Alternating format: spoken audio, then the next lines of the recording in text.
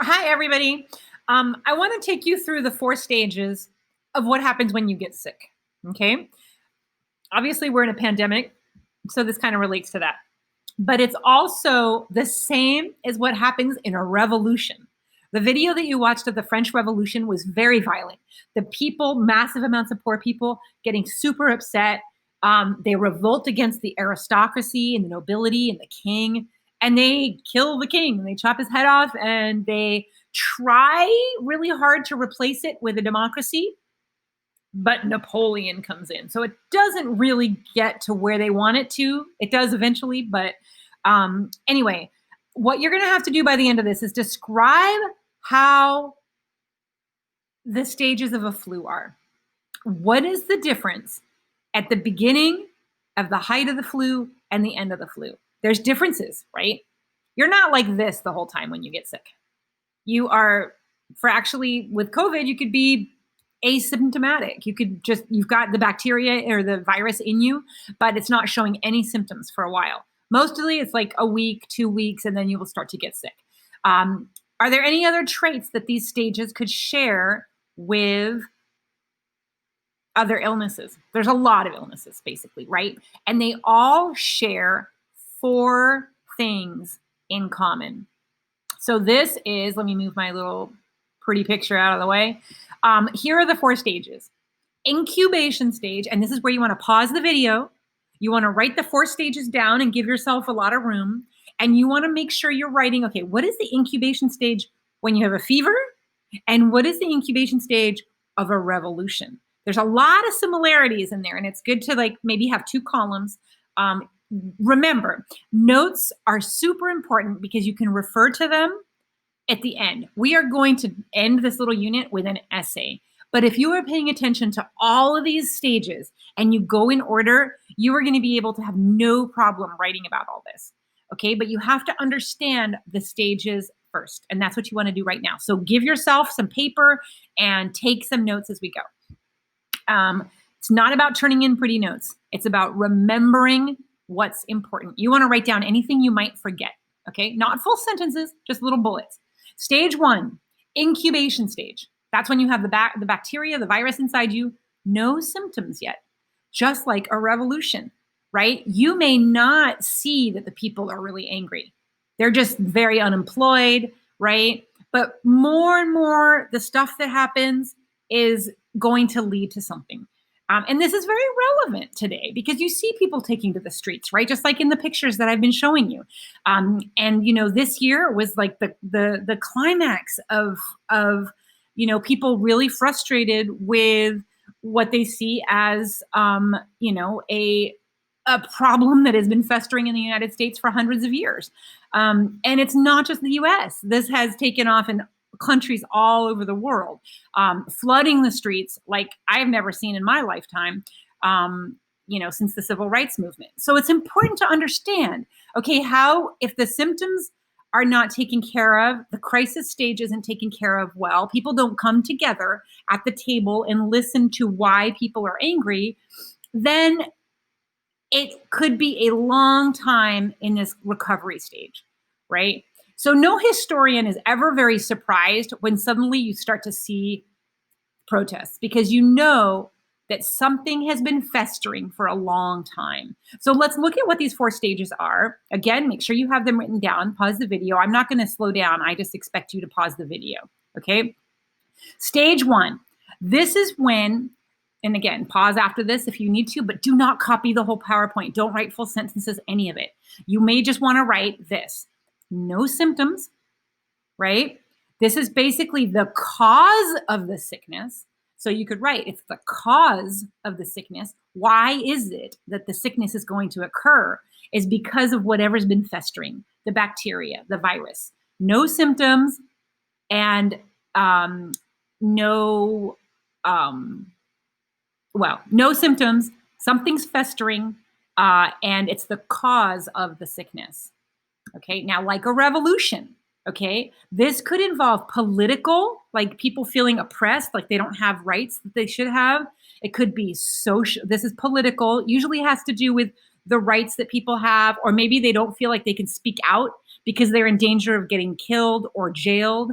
That's political. Could be social, that they don't feel like they're allowed to move up in society, just like you saw in France. If you cannot own land, then your wealth is not ever going to grow, right? And that happens for hundreds of years in these European countries. So could be social, could be intellectual, could be that people don't have the freedom to express their ideas. Maybe books are being burned, censorship under Hitler.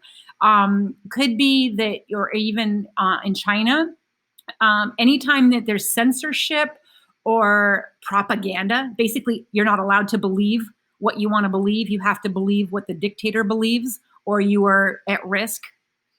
Economic, that's usually what it is. A lot of poor people here who do not have the ability to get wealthier.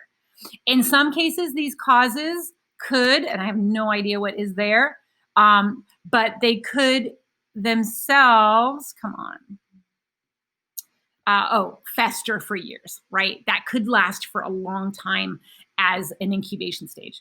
And in the US, you could honestly say that it has been festering for 200 years for a lot of these people who are protesting, right? Because they have not necessarily had the same opportunities to acquire wealth, or to at least to grow wealth. And we can talk about that more as far as like land in the US and who's had property rights is only very recent for a lot of different people. It depends on who was able to get the land that was available. And until the civil rights movement, it was only white people. So anyway, the incubation stage is that. And that's what it would look like in a revolution, right? It could fester for years, before you see any of this second stage. So that's the revolution part of it. Now, symptomatic stage. The red is the fever part. So I'm sorry, like why it's connected to the fever. This is when it starts to affect a person and you can see it. Now I can see what's happening. I can see you're starting to get a fever. I can take your temperature and I can feel that you're hot, right? Temperature may rise. You may have other symptoms. You're going to start to cough, right? You're going to be weak. You're going to be queasy. You might be nauseated. Okay, now how is this like a revolution? Okay, in a revolution, the stage is the first to involve direct action, right? And in the case of most revolutions, it takes to people coming to the street. And usually there's a lot of anger about either, again, one of these. Social usually has to do with like, here's the high society, here's the low society, high class, low class. If there's no big middle class, then that's asking for trouble. So that could be in the form, that's also economic. But social mobility means I have the ability to move up. I just work hard and I can become like the aristocracy, right? If that is not possible, then you're going to get a lot of anger about people feeling trapped. Political, again, you know, the right to express yourself if you don't agree with somebody, do you have the right to express that, or are you in danger of being jailed? Enough people don't feel this way, or the intellectual, economic, all that. It's the same thing. You're going to start to see things happening, right? Because of the incubation stage. This stage might involve, now, here's what's going to happen. Publication of the need for change. You may see books being written. You may see articles being written about why this is unfair. You may see newspaper articles that are showing another side of the story that people haven't thought of before. And hopefully it's backed up with evidence. And people are starting to become aware about what is possible and what has been happening. And people calling for justice in one way or another. Sorry, I'm distracted because I can't move my cursor there. So again, people calling for change. What it says down here is street level riots by common people, right?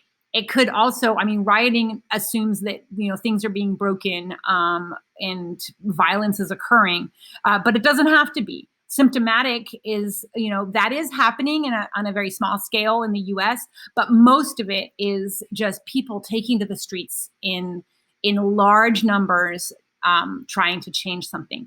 And it could be It could be like, I mean, we're going to look at England, right, with a lot of people who come, and there's a relatively peaceful transfer of power. But it could also be completely like India. They had massive amounts of people come, and there was a little bit of violence, but for the most part, they successfully transferred, kicked the British out of their country as well, just like we did, but there was no violence whatsoever. So this does not need to be a violent transition. But the symptomatic part is this part at the bottom. People calling for change, willing to endure violence, right? In the case of the American Revolution, by the common people, the commoners, not the people in charge, because that wouldn't really make sense. They like being in charge. So the last part is basically they are trying to change society. So you're going to see basically calls for something new to happen. Crisis stage. Okay, now you're in your fever. Oh, can't move. Two things can happen. Either the fever's going to break, right? Or it's going to get worse and worse, and maybe the person will even die, right? So this is when the revolution itself may die out. And people go back home and they're like, okay, fine. Maybe things changed up here, right? Maybe the dictator or the king or the president, whoever it is that they're protesting, prime minister, says, okay, fine, we will make the changes that you want to see, in which case it dies back down, right? So what would this stage be like in a revolution, right? This is what you would see. In a revolution, the stage would be the make it or break it stage, right? It's going to involve a conflict with people for the revolution and people against the revolution, right? King Louis, you saw people who were very much part of like King Louis's aristocracy. They wanted him, but there were so many more people who didn't want him. Sometimes in Syria, like Syria was a terrible thing. It became a civil war, right? Two sides, loyal to the authoritarians and the peasants. So basically, they're involved in this fight for or against. And they are basically, they're competing for the power and what's going to happen. And in France, this can take the form of a new constitution. This can take basically a call for arms in many countries. I'm not saying that this is France, but in the US at least, right? Let's rally our own army and let's go against the British. And that would, so it could be just in the form of a debate. Okay, so it doesn't need to be a big violent thing. It may be, let's just hash this out. They're in Congress maybe, and they're arguing and they're arguing and they're arguing. Finally, they come to a compromise and it's all okay again. And it dies back down. So those, if that happens, it's just called a rebellion. They tried to have a revolution, but it died back down. There's some famous slave rebellions in the South in the US that almost happen, but then they're killed and it doesn't work. So that is stage 3. Okay, stage 4 now. Here we go. Move me over here now. This is when you're going to recover, right? You've been weakened. You're eventually going to get healthy, right? You didn't die, but it might take a while. So in a revolution, what would that look like? Right? Basically, still tired, but recovering from the extreme disruptions. So in general, political, social, intellectual, economic, try to make the movement so you understand, like, you know, intellectual is about how people view the world. If it's all, you know, good and everybody has the freedom to believe what they believe, then it's open democracy. Social movement, I can move up now, I can own property. Intellectual, economic must be addressed. Okay, so basically they are trying to fix it. And it might be, okay, how are we going to have elections that are fair? How are we going to write a new constitution? And that, everybody, is basically what the 4 stages are of a fever and of a revolution. Okay, so I think this is super exciting. It's always been one of my favorite units because it's talking about how governments are formed. And we're very lucky to live in a democracy, but the democracy is fragile, right? And we see that happening right now with people who can't talk to each other and people who are very angry. And there's a lot of people that feel like they don't have rights. So it's important to understand this so that we can fix it and come back down, right? Because we like to keep the way it is, at least the democracy part. Okay, so bye. Now you can go in, and that's the end of part one. That's the end of Friday's work.